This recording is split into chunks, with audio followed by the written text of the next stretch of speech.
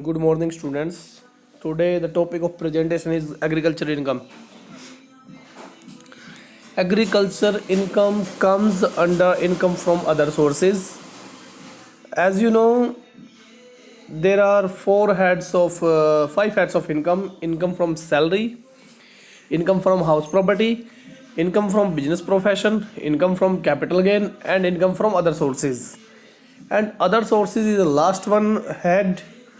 It contains various incomes like interest, dividend, agricultural income, income from securities, income from any other source which does not belongs to any first four.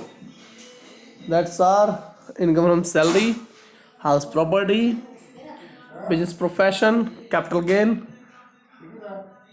Uh, Agricultural income contains three parts: any rent or revenue derived from land which is situated in India is used for agriculture purposes, means जो ज़मीन है वो India में situated हो और वो agriculture के लिए यूज की जाती हो, ऐसी लैंड से इनकम आपकी एग्रीकल्चर इनकम होगी। नंबर दो, any income derived from such land bye agriculture operation, any process by cultivation or receiver of rent in kind which renders the produce fit for the market. ये कह रहा है कि भाई आपने अगर उस ज़मीन के ऊपर पूरा ऑपरेशन किया है, आपने फसल उगाई है, उस फसल का देखभाल की है, उस फसल की कटाई के बाद आप उसे मार्केटेबल बना करके बेच रहे हो, तो वो इनकम भी आपकी एग्रीकल्चर इनकम आएगी। Any income from a farm house की इनकम भी आपकी एग्रीकल्चर इनकम आएगी। अब इसने कहा if the following conditions are satisfy the income from land is treated as agriculture income. अगर ये कंडीशन पूरी होती है, तो कंडीशन है लैंड इंडिया में सिचुएटेड हो, अगर वो आउटसाइड इंडिया है तो उससे होने वाली इनकम एग्रीकल्चर इनकम नहीं होगी। Land must be use for agriculture purposes, जमीन जो है कृषि के कार्यों में लगी हुई हो। It means tilling of land, पौध लगाना, वाटरिंग ऑफ लैंड, पानी देना, सोइंग द सीड्स, बीज डालना, प्लांटिंग, पौध लगाना। Similar operation on the land must be carried out by the assessee. SSC वो सारे ऑपरेशन कर रहा हो। The receiver of income from the land must have an interest in land, land में उसका इंटरेस्ट होना चाहिए, यानी उसका मालिक होना चाहिए।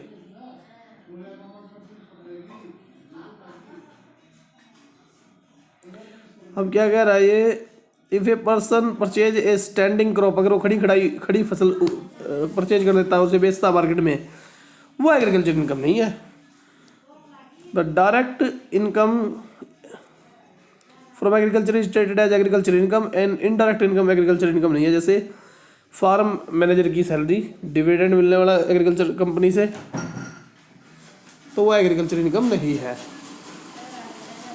Kinds of agriculture income: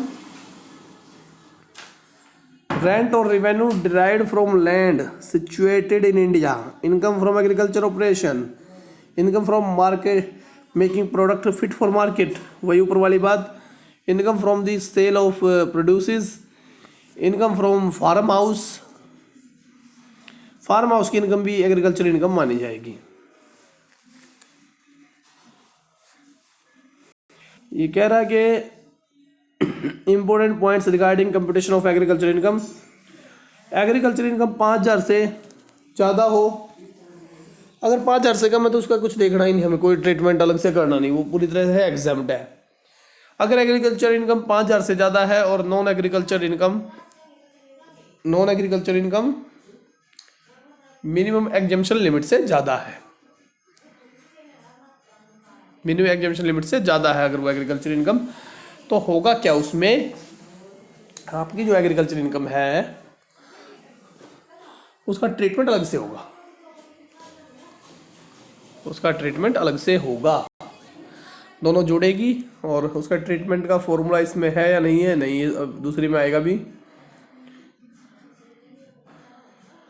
agriculture income important point, agriculture income by way of rent और revenue derived from land which is situated in India. Point सही है, कौन सी एग्रीकल्चर इनकम नहीं माननी, जैसे खड़ी फसल खरीद ली, वो एग्रीकल्चर इनकम नहीं है। स्पॉन्टेनियस फसल है, घास उग गई, जंगली घास है, पेड़ पौधे अपने आप उग गए बिना उगाए, वो एग्रीकल्चर इनकम नहीं है। कुछ ऐसी है जहाँ पर कुछ परसेंट एग्रीकल्चर इनकम, कुछ परसेंट हमारी जो है बिजनेस इनकम। जैसे शुगर का है, शुगर फैक्ट्रीज, उसका कोई गन्ना है, गन्ने को बेचना भी होता है, परचेजिंग भी होती है उसकी, सारी चीनी बनती है फैक्ट्री में, तो वहाँ पर एग्रीकल्चर इनकम और नॉन एग्रीकल्चर इनकम को यानी बिजनेस इनकम को अलग करना पड़ता है। इसमें थोड़ी प्रोसेस है, लेकिन इससे अगला वाला बिल्कुल आसान है।